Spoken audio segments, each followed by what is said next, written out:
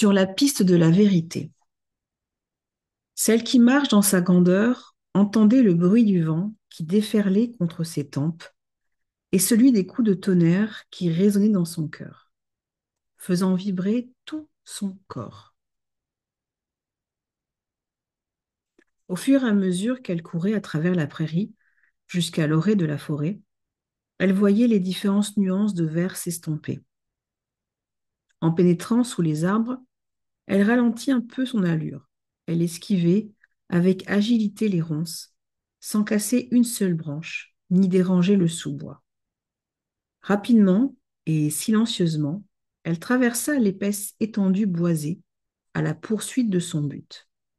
Tout à coup, les pépiments de celles et ceux qui ont des ailes s'arrêtèrent, et celle qui marche en sa grandeur se retrouva stoppée, comme suspendue dans le silence. Lorsque son cœur ralentit, enfin son rythme à tout rompre, elle put entendre le faible et presque imperceptible bruit d'un gros animal tout près de là. Prudemment, elle se retourna et releva la tête pour regarder vers la cime des arbres. Quand son regard croisa celui d'yeux à éclats dorés et perçants. Le gros chat était perché sur la robuste branche d'un sycomore, prêt à sauter sur elle. Celle qui marche dans sa grandeur rassembla tout son courage pour ne pas détourner les yeux de ce regard rivé sur elle, montrant par là son courage naturel, même confrontée à la bravoure d'une lionne des montagnes, qui est un puma. Pour une raison inconnue, la lionne s'assit tout bonnement et ne manifesta plus aucun intérêt pour elle. En fait, elle avait même entrepris de se lécher les pattes et de lisser son pelage. Celle qui marche dans sa grandeur n'allait pas rester là à attendre la suite. Elle déguerpit en enjambant le ruisseau qui passait devant elle et continua son chemin en grande hâte. En permettant à son corps de retrouver son équilibre naturel et son sens de gravité, elle reprit bientôt le rythme de sa foulée. Pas une seule fois son pied ne trébucha, ni n'écrasa une brindille. Elle avançait comme si elle flottait sur le sol de la forêt primitive. Elle coupa à travers les broussailles et se tailla un chemin jusqu'à un sentier parsemé de violettes et de fraises sauvages, à l'orée de la forêt bordée par un petit cours d'eau. Celle qui marche, dans sa grandeur, traversa le ruisseau en trois enjambées, éclaboussant d'eau tout autour d'elle et bondissant souplement sur la colline de l'autre côté, couverte de verges d'or et de trèfles rouges. La mère de clan savait que c'était la dernière ligne droite de sa course et elle concentra toute sa force dans ses jambes puissantes. Elle courut sans s'arrêter à travers une prairie jonchée de tiges aux grains dorés et gravissant la dernière colline en large enjambée. Monter la pente était difficile, mais la mère de la persévérance fit face au défi en changeant son allure et en respirant plus profondément, malgré sa poitrine qui lui faisait mal, afin d'inciter son corps à s'ajuster au nouveau rythme de la fin du parcours. Quand celle qui marche dans sa grandeur arriva au sommet, elle fut accueillie par les visages ébahis de ses amis du clan de l'eau, la tribu avec qui elle avait passé l'hiver. Ils comptèrent alors un quart du temps du trajet de Grand-Père Soleil à travers la nation du ciel avant qu'un autre coureur n'apparaisse. La course était un jeu d'été et une compétition constructive qui développait le sens de la camaraderie. La mère de clan l'utilisait là afin d'enseigner au clan de l'eau l'endurance et la persévérance, ainsi que de nombreuses autres leçons. La nuit venue, alors qu'ils étaient rassemblés autour du feu, sous les étoiles qui scintillaient, leur ventre rassasié après avoir festoyé, celle qui marche dans sa grandeur saisit l'occasion de les instruire. Elle était connue pour s'exprimer en peu de mots. Les membres du clan de l'eau l'écoutèrent donc avec attention. Elle leur parla de l'intérêt de diversifier leur chemin dans la forêt, de trouver de nouvelles façons d'aborder leurs tâches habituelles et leur expliqua comment elle avait fait pour gagner la course, en repérant le trajet à l'avance, puis en traçant un nouveau parcours, plus court, qu'elle avait emprunté lors de l'épreuve. Maintenant que les lunes qui réchauffent, c'est-à-dire les lunes du temps des semences, étaient passées, elle proposait d'expliquer aux humains du clan de l'eau comment elle arrivait à se déplacer sur n'importe quel terrain sans déranger la moindre feuille. Les chasseurs et les pisteurs n'étaient pas certains qu'une femme puisse leur apprendre à maîtriser des compétences qui leur étaient habituellement enseignées par d'autres hommes. Mais la mère de clan avait gagné la course et, par conséquent, le pari qu'elle avait pris de pouvoir battre tous les hommes engagés dans la compétition. Très surpris, ils commencèrent à regarder autrement celle qui marche en sa grandeur, et quelques-uns se réjouissaient même qu'elle puisse leur enseigner de nouveaux savoir-faire qui les mettraient sûrement en bonne place à la prochaine fête des moissons, lorsque tous les clans de leur tribu se rassembleraient afin de rendre grâce pour la récolte abondante. Celle qui marche en sa grandeur travailla avec les hommes du clan de l'eau pendant toute la période des lunes d'été. Ils passèrent du temps à observer chaque jour sa façon de faire pour acquérir de nouvelles compétences et pour qu'elle leur montre comment exécuter au mieux la plupart des activités qu'ils devaient faire. Elle montra aussi aux hommes comment l'antilope se sert de sa grâce et de son sens de l'équilibre pour bondir à travers les hautes herbes lorsqu'elle est pourchassée. Ces élèves s'entraînaient à rebondir sur la pointe des pieds, ce qui leur donnait une autre démarche quand ils couraient. En ayant recours à la médecine de l'antilope, qui est grâce, promptitude et engagement, ils s'entraînèrent ensemble à marcher sur des troncs d'arbres couchés qui risquaient de rouler, ce qui les obligeait à ajuster leur équilibre à chaque pas.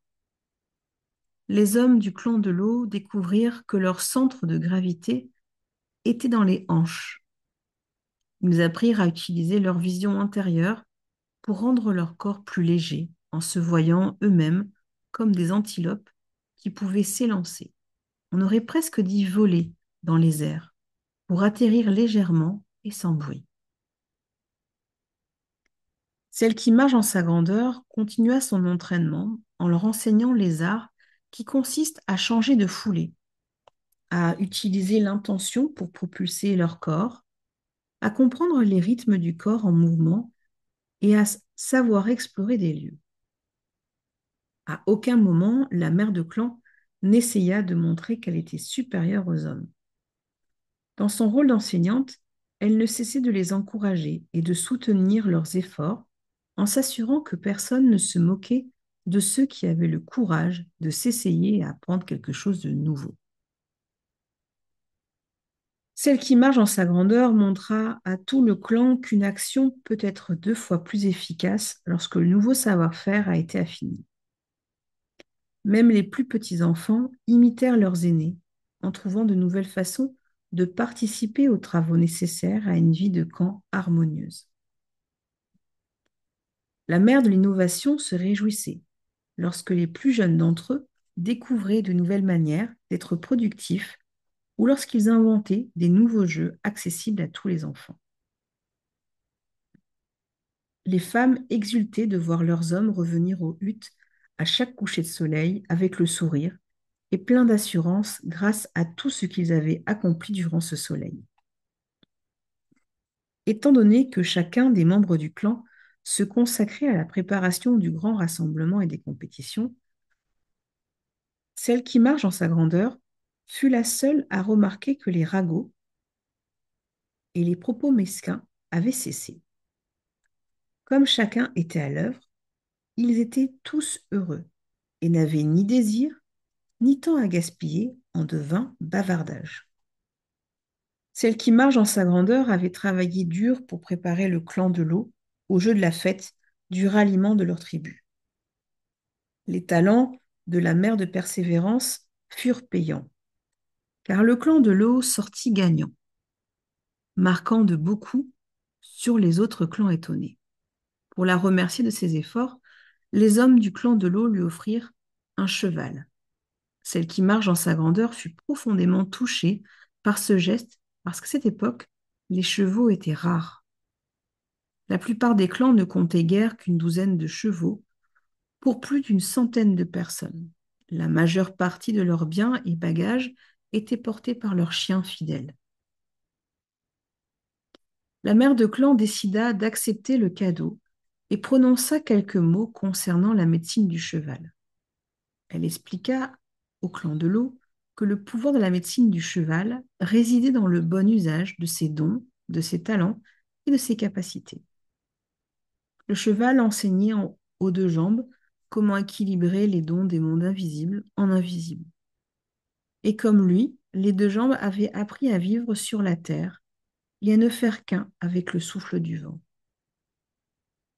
Lorsque les deux mondes se rejoignaient, l'équilibre était atteint, ce qui permettait aux humains de voir la beauté de l'esprit qui vit et qui travaille à travers leur forme physique.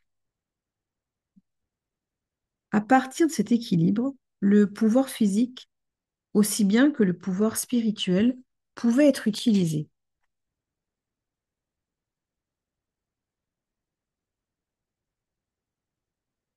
Le cheval enseignait comment faire usage de la volonté, de l'endurance, de l'autorité et des talents d'une manière convenable, sans en abuser ni en mésuser. Celle qui marche en sa grandeur remercia les hommes du clan pour leurs cadeaux et elle rendit grâce au grand mystère pour cette série de succès et pour les nouvelles compétences qu'ils avaient acquises. Elle était particulièrement reconnaissante du fait qu'ils aient lâché leur peur d'apprendre et d'entreprendre, car durant les jeux, ces peurs les auraient privés de la victoire. La lune des feuilles rousses la lune des feuilles rousses arriva, apportant bien d'autres enseignements au clan de loup. Après les moissons et les récoltes de nourriture sauvage dans la forêt, le clan se prépara pour l'hiver qui venait. L'esprit de la victoire maintenait le clan dans une énergie productive, et personne n'avait oublié les manières innovantes d'accomplir les tâches quotidiennes. Mais la mère de clan percevait un changement qui la troublait. Cette transformation subtile n'était pas notable pour les membres de son clan, mais en tant que protectrice de l'art de guider les autres, elle avait conscience que quelque chose allait de travers. Il fallait éclaircir la situation et y remédier. C'est pourquoi celle qui marche en sa grandeur observa et attendit, continuant ses propres activités en silence jusqu'au moment opportun. Mère Nature avait donné aux feuilles des arbres les couleurs brillantes du coucher de soleil, apportant les premières gelées qui signalaient l'approche de l'hiver. Celle qui marche dans sa grandeur partit dans la forêt pour se retrouver seule. Elle voulait examiner les solutions qui s'offraient à elle pour aider les enfants de la terre à traverser les changements qu'elle percevait et qui pouvaient les détourner d'un comportement juste envers la vie. En effet, les disputes avaient recommencé entre les femmes, les hommes étaient mécontents, et entre les enfants. Les prises de bec avaient remplacé la camaraderie qui régnait entre eux pendant les lunes jaunes de l'été. Celle qui marche en sa grandeur s'allongea sur un lit de feuilles aux couleurs chaudes pour que la lumière de grand-père Soleil vienne réchauffer sa peau. Ce moment exceptionnel d'inactivité et de réflexion l'amena dans un état de conscience plus élevé, où elle se retrouva en train de chevaucher son cheval dans les vastes plaines d'un paysage de rêve. Au fur et à mesure qu'il galopait, allant de plus en plus vite, son corps devenait une extension vivante de son coursier. Celle qui marche en sa grandeur penchait la tête en avant et ses cheveux se mêlaient à la crinière de son compagnon à quatre pattes, dont le nom était Court avec les vents. Ensemble, ils galopaient à travers les steppes d'herbes dorées, balayées par le vent, et elle sollicitait les talons d'une légère pression des genoux. Les forêts des contreforts se rapprochaient en même temps que son esprit s'unissait à l'allure et au rythme puissant de l'étalon. Alors sa perception changea, et elle vit à travers les yeux de Court avec les vents le changement de forme fut total lorsqu'elle, lorsque celle qui marche en sa grandeur fusionna avec son compagnon de galop. Elle sentit le pouvoir des quatre pattes retentir dans le sol alors qu'ils parcouraient la distance qui les séparait des contreforts. Un regain d'énergie monta dans son corps lorsqu'ils parvinrent aux collines boisées. Court avec les vents s'arrêta sous les arbres de la forêt. Et la magie retomba lorsque les perceptions de celle qui marche en sa grandeur réintégrèrent sa forme humaine. L'exubérance et le sentiment de puissance qui la submergeait continuaient cependant à courir dans ses veines quand elle descendit de cheval. En attachant les talons pour le faire paître, elle eut la sensation d'être observée. Elle suivit son intuition et leva le regard vers les branches d'un chêne robuste, juste à temps pour voir la lionne des montagnes bondir et tomber gracieusement à ses pieds. Très vite, elle tourna la tête vers les talons, mais elle vit qu'il n'était pas du tout intéressé par le gros chat. Le comportement du cheval la surprit, mais dans le temps du rêve, il n'existe rien de menaçant entre les animaux. Alors elle se détendit. La lionne des montagnes, jouant de son effet de surprise, commença à parler. Mère, tu marches avec moi depuis le début de ta vie physique, mais c'est seulement maintenant que tu as suffisamment ralenti pour que je puisse venir te parler. As-tu oublié ma médecine de guider par l'exemple? Très étonnée, celle qui marche dans sa grandeur resta sans voix pendant un moment. Que veux-tu dire, Lionne? J'ai toujours fait en sorte que ma démarche respecte l'équilibre et que mes actes expriment mes intentions. Aurais-je oublié d'accomplir quelques devoirs ou de mener à bien une certaine action pour montrer aux autres l'intégrité de ma démarche? Non, mère. Tu as été un excellent exemple pour tes enfants. Tu t'es engagé dans les actions qui étaient nécessaires. Tu t'es toujours montrée compassionnée, attentive et franche. Tu as indiqué à tes enfants de nouveaux chemins ainsi que des façons innovantes de corriger leur mauvaise attitude. Tu les as incités à suivre les désirs de leur cœur, mais tu n'as pas équilibré tes actes avec la force du non-agir.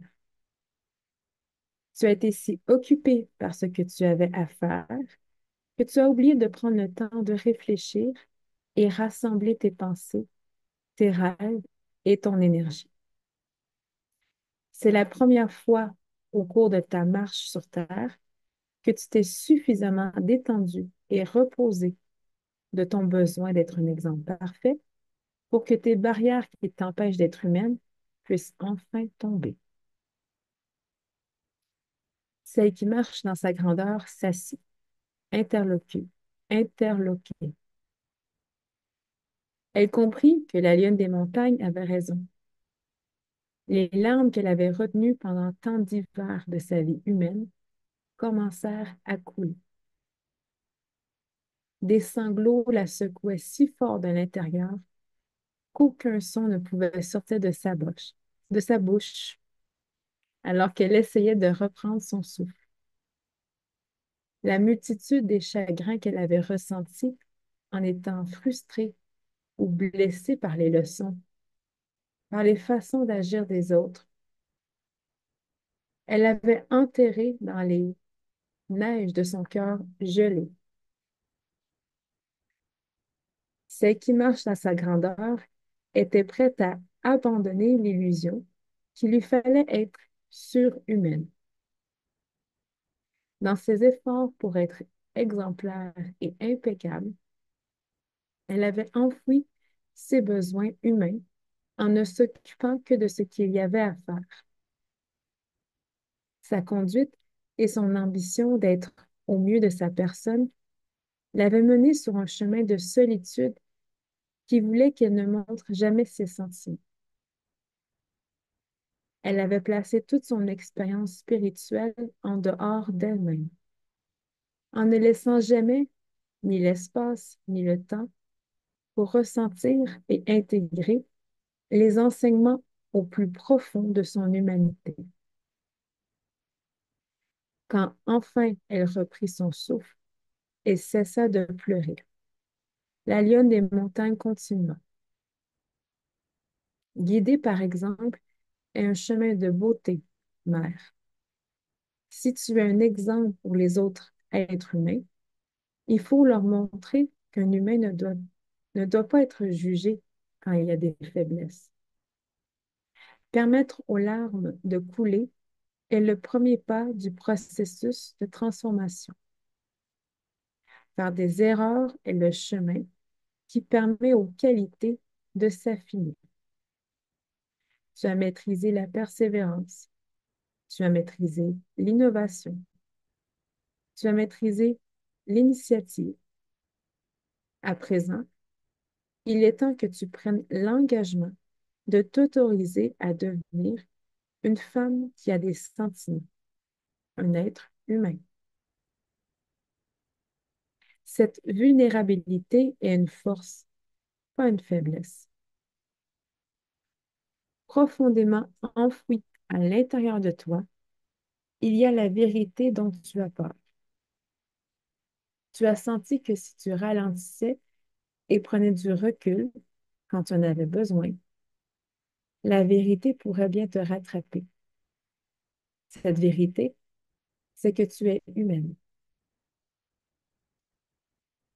La lionne attendit un instant pour que ces mots touchent le cœur de la mare de clan. Puis, elle poursuivit. Tu as développé ta constance, ton excellence et ta faculté de réconforter les autres. Mais tu es terrorisé à l'idée de te réconforter toi-même. Quand tu pourras t'autoriser à montrer ta vulnérabilité en acceptant de t'en remettre à quelqu'un d'autre, cela voudra dire qu'enfin, tu auras appris à avoir confiance en toi. Lorsque tu vas au-delà de ce que tu peux endurer en échappant à la vérité de ton humanité, le signal que tu envoies au monde n'est pas celui que tu crois.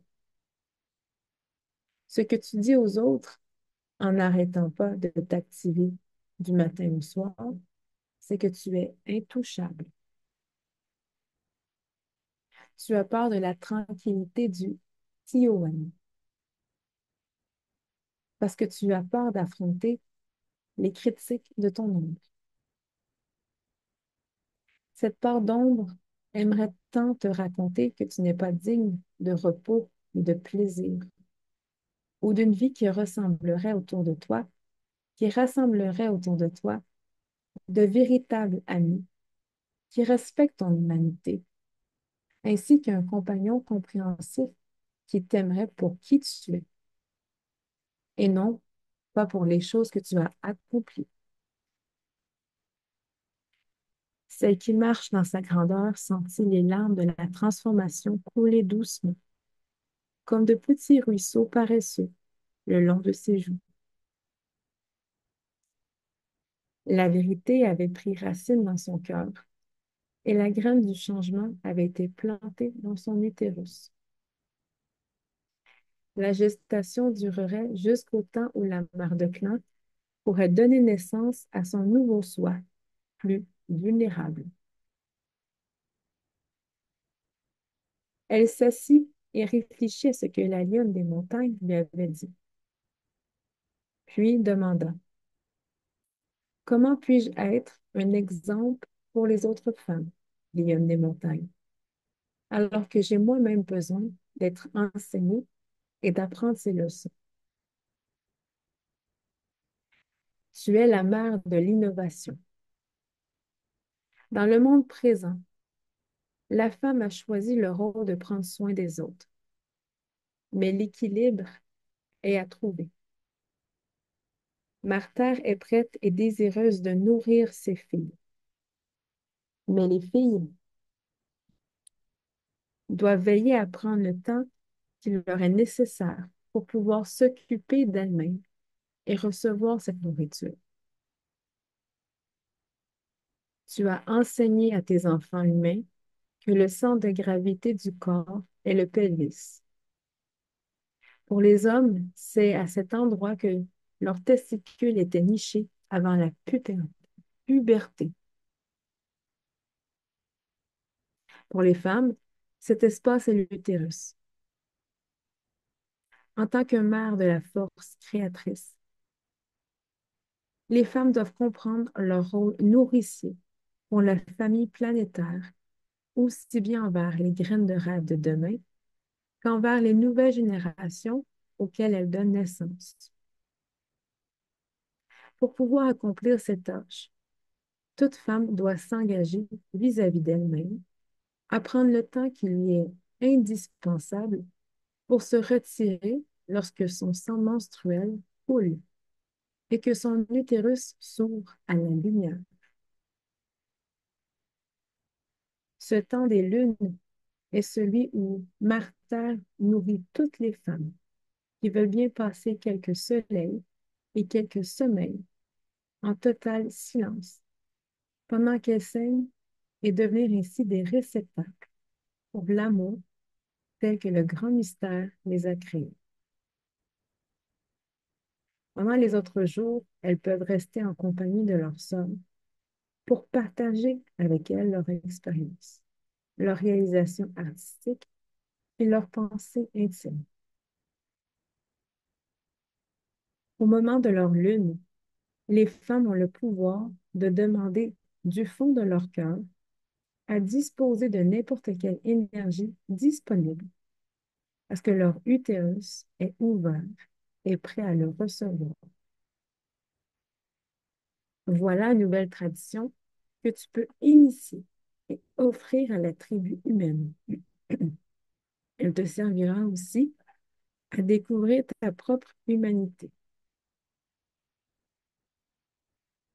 Celle qui marche dans sa grandeur vit qu'il était possible de créer une nouvelle tradition pour la femme qui permettrait à toutes les femmes de trouver leur équilibre. Elle comprit qu'une bonne partie des disputes des femmes du clan était probablement due à la fatigue et au fait qu'elles ne prenaient pas le temps de se ressourcer dans l'énergie d'amour de Martha.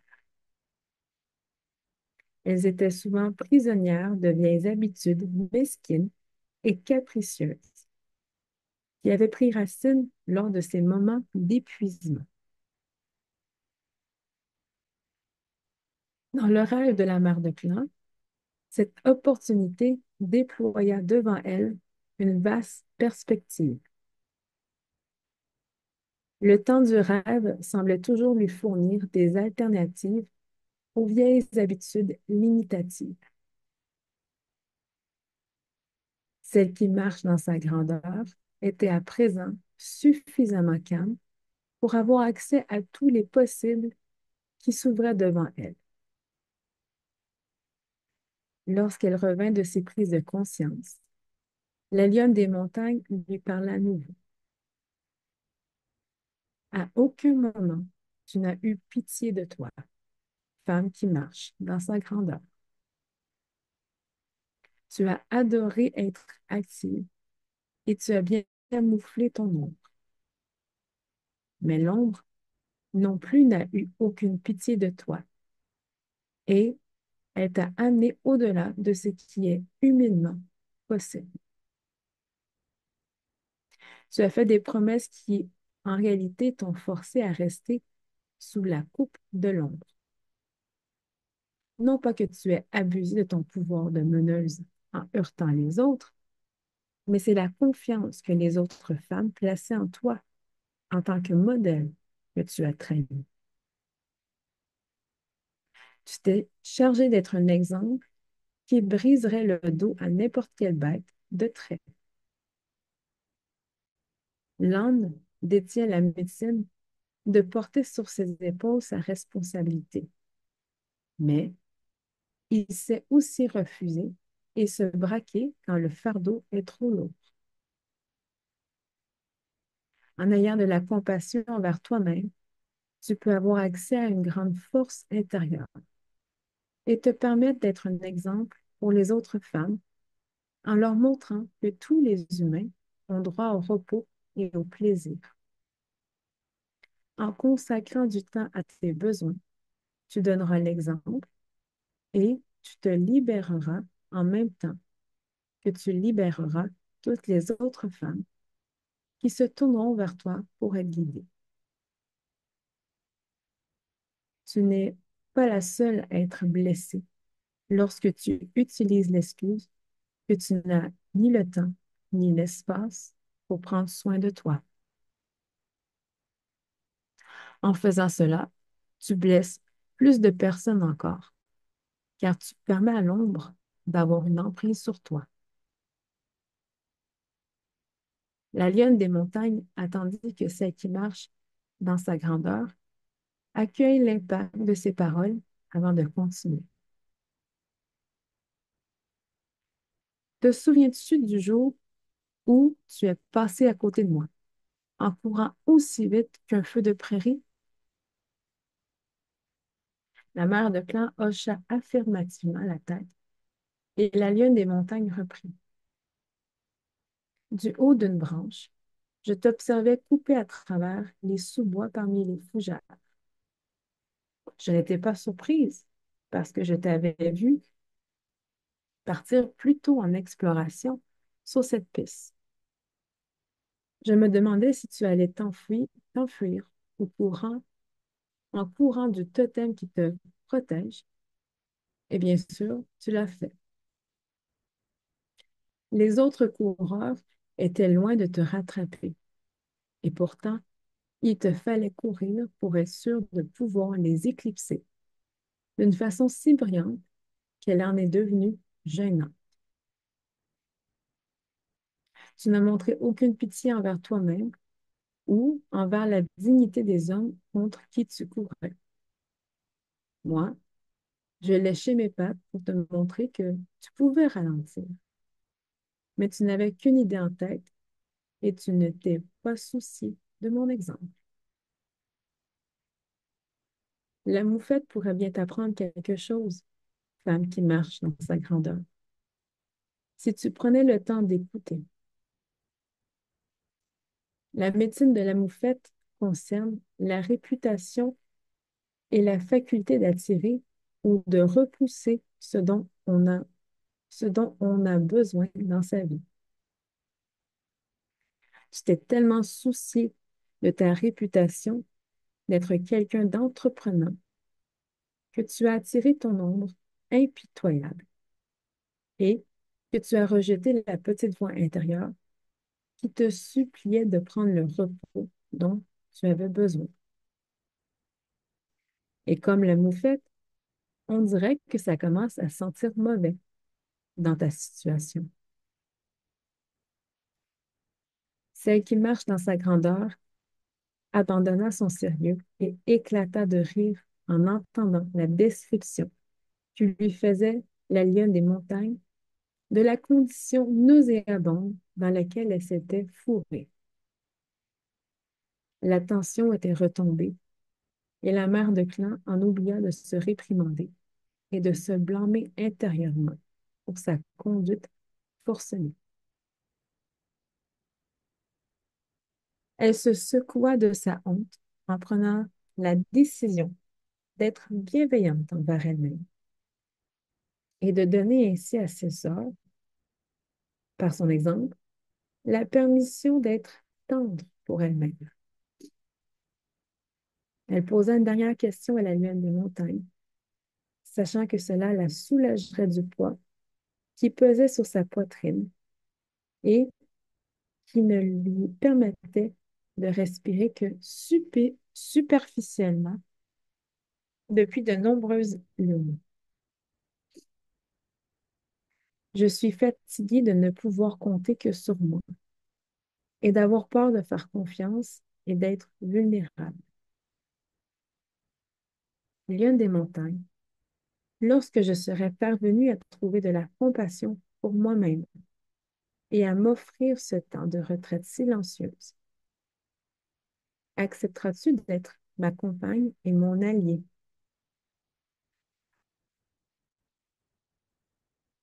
La lionne des montagnes s'étira et bâilla, puis elle répondit. J'ai toujours cheminé avec toi, mère. Tu étais juste trop occupée pour le remarquer. Tu avais peur d'être tranquille et seule avec toi-même. C'est la raison pour laquelle tu ne pouvais pas entendre ma voix. Mais rien ne changera dans ma dévotion envers toi et envers ta croissance spirituelle. Nous sommes sœurs et nous sommes reliés par ces liens qui unissent entre elles toutes les créatures de sexe féminin. Grand-mère Lune montre son visage pour éclairer nos peurs cachées aussi bien que nos forces. Durant le temps de nos lunes, nous retrouvons notre équilibre. Nous nous confrontons à nos parts d'ombre. Nous partageons nos joies et nos chagrins. Et puis, nous faisons face au monde de nouveau en étant devenus des sœurs de cœur.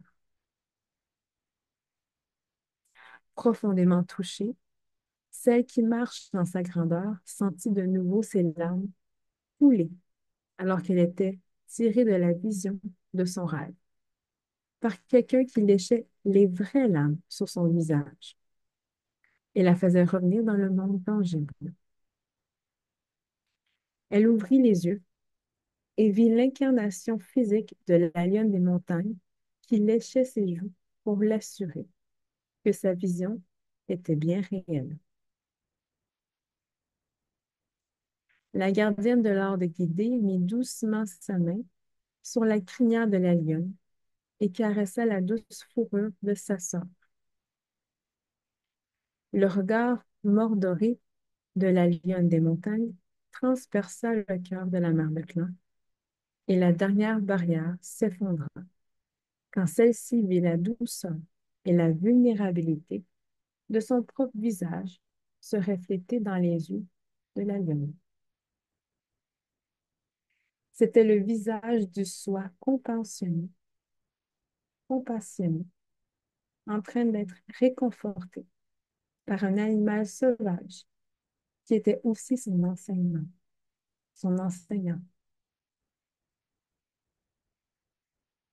La lionne des montagnes posa une patte sur celle qui marche dans sa grandeur, la forçant à expirer l'air qu'elle avait retenu dans ses poumons par appréhension. La lionne resta ainsi jusqu'à ce que celle qui marche dans sa grandeur se mette à haleter. Puis, le chat géant vint s'allonger à côté d'elle. La mère de clan prit la plus profonde inspiration qu'elle ait jamais prise depuis de nombreux hivers, et elle sentit la force vitale explosée à l'intérieur d'elle, permettant à son corps fatigué, émotionnellement éprouvé, de ressentir une vague de confort et de détente.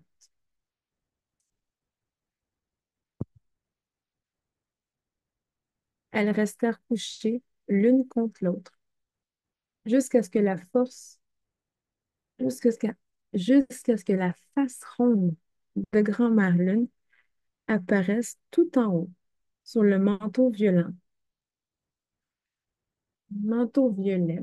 de la notion du ciel. À la lueur de la magnifique pleine lune, un nuage changea de forme pour montrer à celle qui marche à sa grandeur les graines de la transformation que ses larmes avaient plantées dans le monde tangible. Elle était revenue du temps du rêve pour initier une nouvelle tradition pour les femmes qui allait être au service de toutes ses sœurs jusqu'à la fin des temps. L'être du nuage changea sa forme et devint un quetzal, rappelant que le quetzal apporte la médecine de l'esprit pleinement libre, sans retenue, et désireux d'exprimer tous les aspects du soi. Si on l'attrape et qu'on le met en cage, le quetzal meurt. Celle qui marche dans sa grandeur pensait à la cage qu'elle s'était elle-même créée et comment la part d'ombre avait trouvé le moyen d'étrangler sa liberté, d'exprimer ses besoins en sapant sa confiance dans le fait que les autres pourraient comprendre son humanité.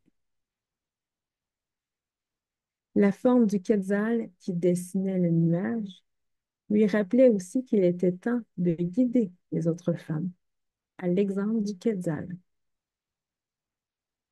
Dans sa façon de marcher sa parole, la mère de clan n'imposerait plus jamais à aucun autre être humain ses propres limitations ou ses attentes impossibles.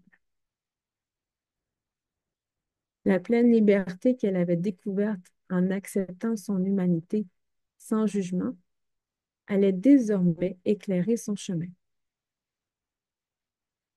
Elle savait à présent quelle force elle pouvait trouver dans la retraite et la sagesse du lâcher-prise.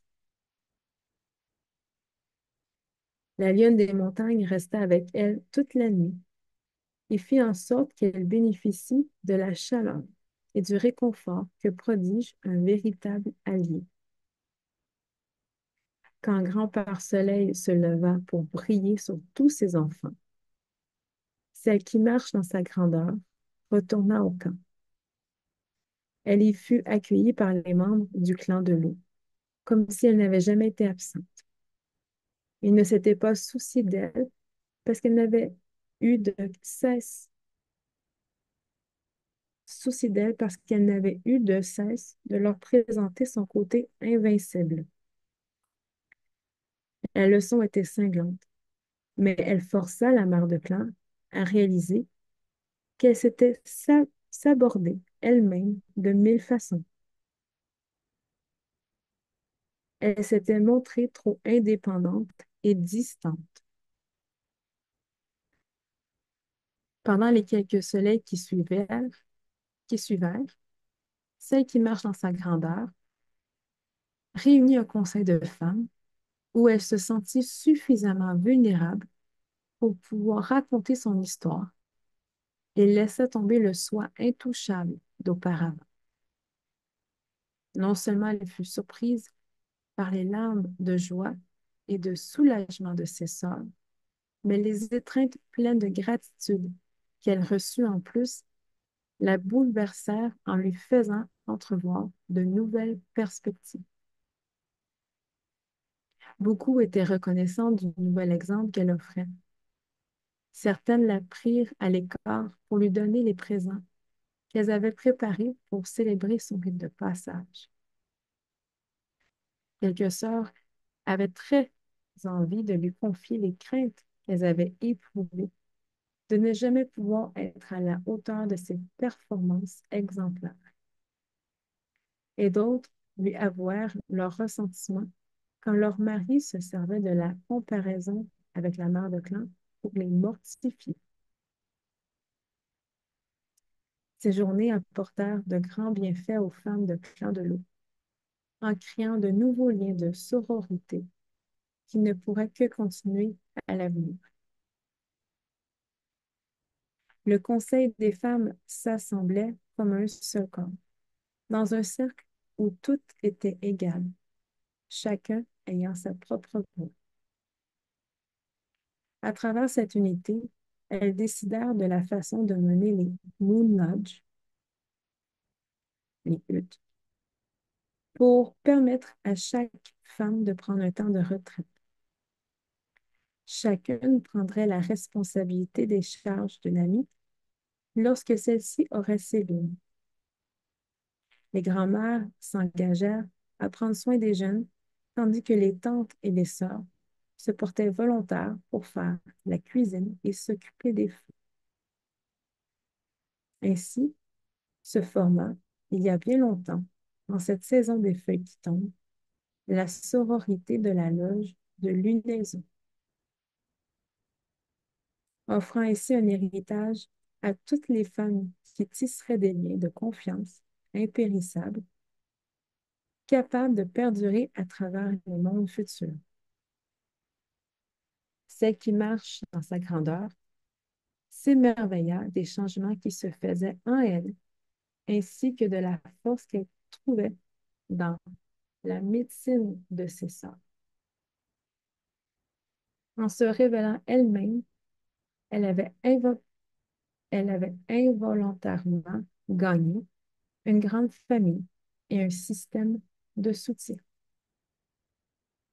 En tant que mère de l'innovation, elle comprit que de nouvelles façons de vivre pouvaient créer de nouvelles traditions pour servir l'humanité entière. Elle chanta un chant de gratitude à Martha et à Grand-Mère Lune, et elle comprit, pour la première fois peut-être, à quoi cela ressemblait d'être un guide solide et une femme vulnérable. À présent, celle qui marche dans sa grandeur, elle écoute les voix de ses sœurs, qui suivent les enseignements et apprennent à marcher leurs paroles. Avec compassion, elle attend que certaines ralentissent et que d'autres lâchent leur pas et entreprennent les actions nécessaires pour prendre la responsabilité de leur vie. Son cœur reste ouvert et son esprit est maintenant empli de la tendre compassion qu'elle a appris à ressentir et qu'elle a acquise à travers les douloureuses leçons de son propre passage. À travers son exemple, la seule conquête qu'elle enseigne est la conquête sur sa part d'ombre. Comme le Quetzal, elle incite ses sœurs à exprimer librement qui elles sont et à suivre les désirs de leur cœur grâce aux rêves intimes et à la force qu'elles trouvent dans leur retraite. Celle qui marche dans sa grandeur souffle partout à l'oreille des femmes que la sororité et Martha sont disposées à nourrir et à soutenir toute femme désireuse d'honorer son droit à être et qui en prend l'engagement vis-à-vis d'elle-même.